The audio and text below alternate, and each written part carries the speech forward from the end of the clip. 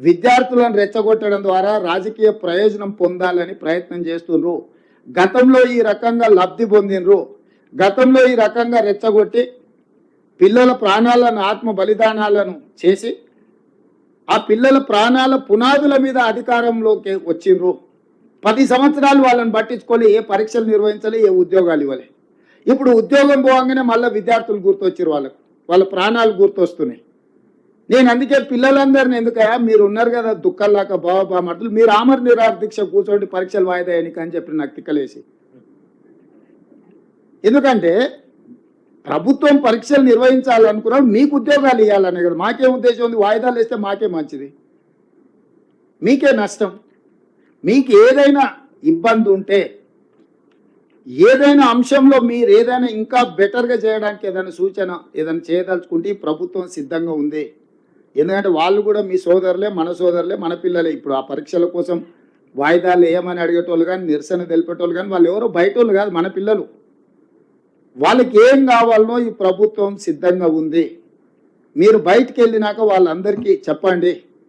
నిరసన తెలపాల్సిన అవసరం లేదు, ధర్నా చేయాల్సిన అవసరం లేదు. ఈ ప్రభుత్వం మీరు చెప్పింది వినడానికి సిద్ధంగా ఉంది.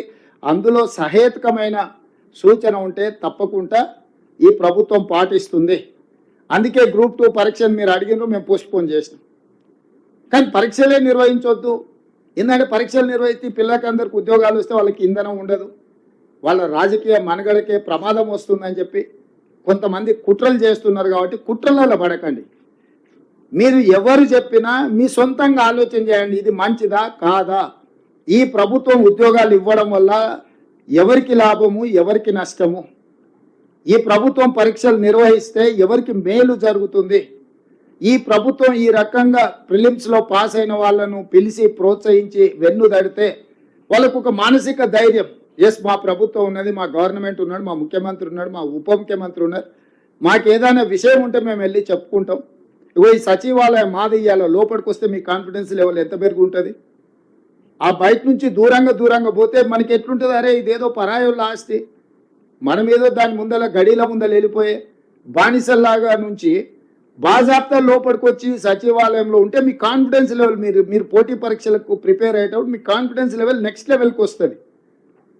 అందుకే సచివాలయంలోని ప్రోగ్రాం పెట్టాలని మా ఉప ముఖ్యమంత్రి గారు సూచన చేస్తే తక్షణమే చెప్పిన, ఎస్ పిలవండి, సచివాలయం ఏం కొద్ది మంది కోసమే పరిమితమైన గడి కాదు, ఇది పేదల కోసం ప్రజాపాలన అందించే సచివాలయం, డాక్టర్ బాబాసాహెబ్ అంబేద్కర్ గారి పేరుతో ఉన్న సచివాలయం.